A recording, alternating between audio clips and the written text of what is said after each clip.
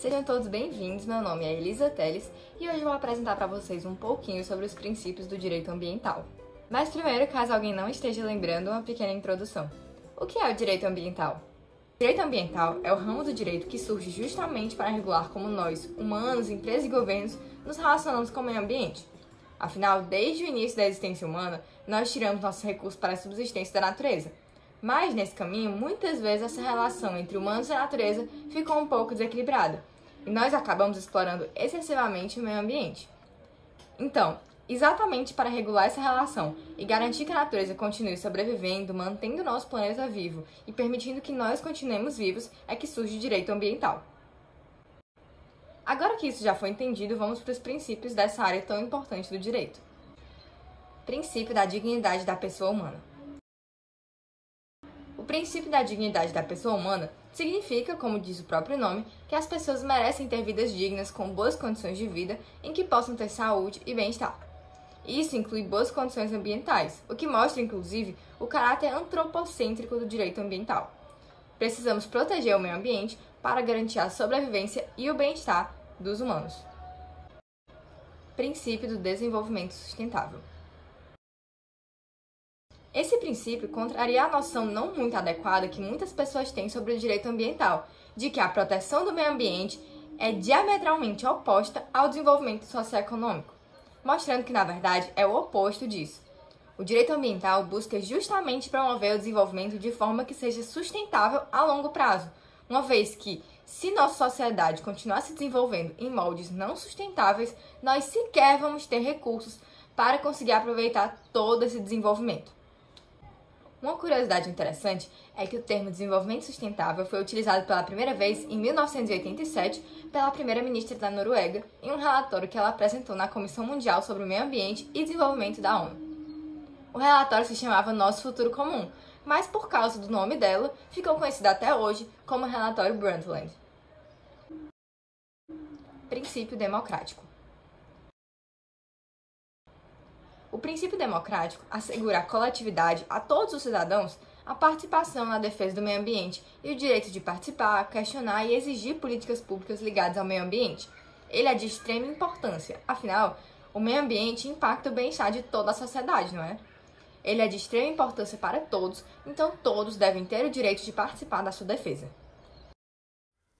É importante lembrar que essa participação popular é assegurada na Constituição Federal em seu artigo 14º, que diz que a soberania popular será exercida pelo sufrágio universal e pelo voto direto e secreto, com valor igual para todos e nos termos da lei, mediante plebiscito, referendo e iniciativa popular. Princípio da participação. Esse princípio, assim como o anterior, também é relacionado à participação coletiva na proteção do meio ambiente, pois determina que a atuação no âmbito do direito ambiental ocorre em nome coletivo, em nome da sociedade, do bem-estar social, não em nome de grupos específicos. Por isso, todos têm direito de participar da elaboração de políticas públicas ambientais, mostrando mais uma vez a importância do trabalho coletivo em prol do meio ambiente. Princípio da informação. O princípio da informação determina que todos devem ter acesso à informação referente ao meio ambiente, seja sobre as políticas públicas, as medidas estatais, as condições do meio ambiente, entre outros, fora o sigilo industrial. Esse realmente é sigiloso. Ele mostra justamente o quanto é importante a participação das pessoas na luta ambiental, assim como os princípios anteriores. E por causa dessa importância da sua participação, elas precisam ter acesso a toda a informação possível. Com esse princípio, as pessoas devem saber, por exemplo, os impactos ambientais de diversas atividades, para que, sabendo disso, elas possam cobrar mudanças que melhorem a situação. Um dos exemplos da concretização desse princípio no Brasil é a Lei de número 10.650, que fala sobre o acesso público aos dados contidos pelo SISNAMA, que é o Sistema Nacional do Meio Ambiente. O seu artigo 2º deixa essa materialização bem clara quando enumera e exemplifica essas informações que devem ser disponibilizadas.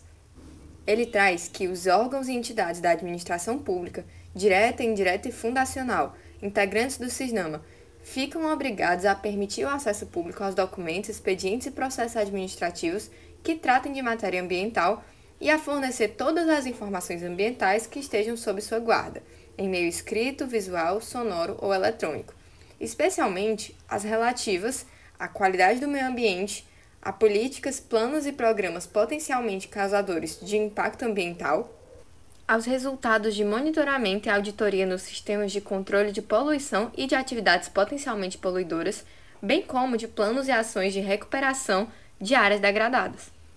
Também fala dos acidentes, situações de risco ou de emergências ambientais, emissões de efluentes líquidos e gasosos e produção de resíduos sólidos, substâncias tóxicas e perigosas, diversidade biológica e organismos geneticamente modificados, os conhecidos como OGMs.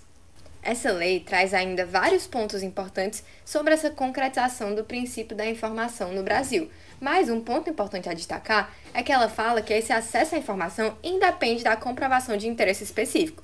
Qualquer um pode ter acesso a essas informações, desde que faça um requerimento escrito, no qual assume a obrigação de não utilizar essas informações para fins comerciais. Princípio da vedação ao retrocesso.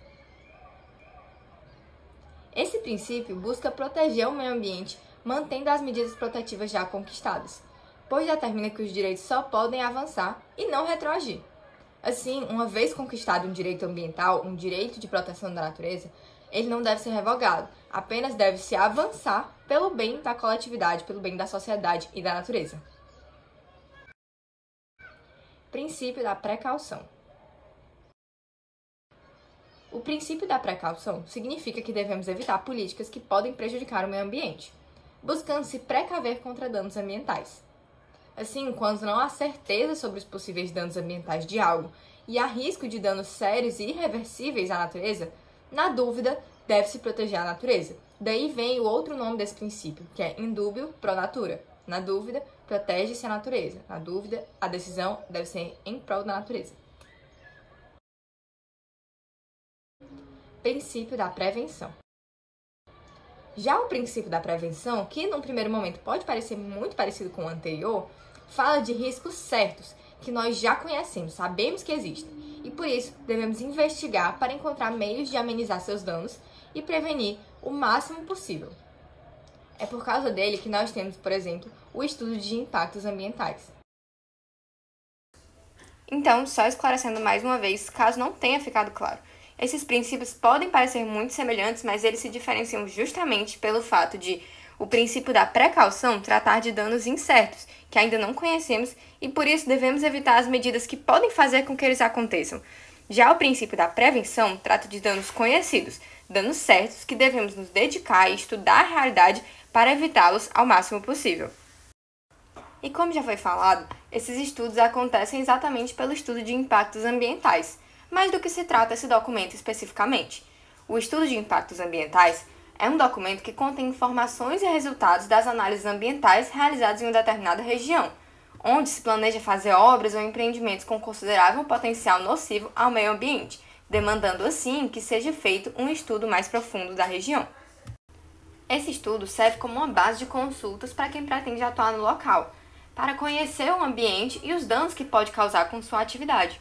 Assim, pode usar essas informações como um parâmetro para a manutenção do equilíbrio ambiental na área. E caso venha a causar algum dano durante a atividade, também pode usar essas informações para desenvolver as medidas necessárias para melhorar essa situação. Princípio da responsabilidade. O princípio da responsabilidade determina que quem causa um dano ambiental deve ser responsabilizado objetivamente nos âmbitos civil, penal e administrativo pelos danos que causou, para assim conseguir restaurar o dano causado ou, pelo menos, caso a restauração não seja possível, compensá-lo por outros meios. Princípio do poluidor-pagador. O princípio do poluidor-pagador significa que há um custo ambiental atrelado a cada produto, e o seu produtor precisa internalizar esses custos lidando com eles na produção. No entanto, é importante destacar que no caso de um acidente ou dano ambiental advindo da produção ou do próprio produto, não significa que o produtor não é responsabilizado. Ele continua tendo que reparar ou compensar o dano ambiental quando causa. Princípio do usuário pagador. Já o princípio do usuário pagador associa o uso dos recursos ambientais pelos usuários dos serviços públicos que os consomem e fornecem, considerando o quanto eles são escassos, a um custo ambiental.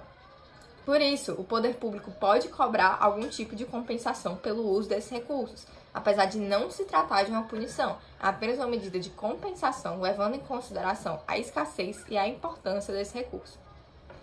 Princípio do protetor-recebedor. Por fim, o princípio do protetor-recebedor busca recompensar quem se esforça para proteger o meio ambiente, seja agente público ou privado.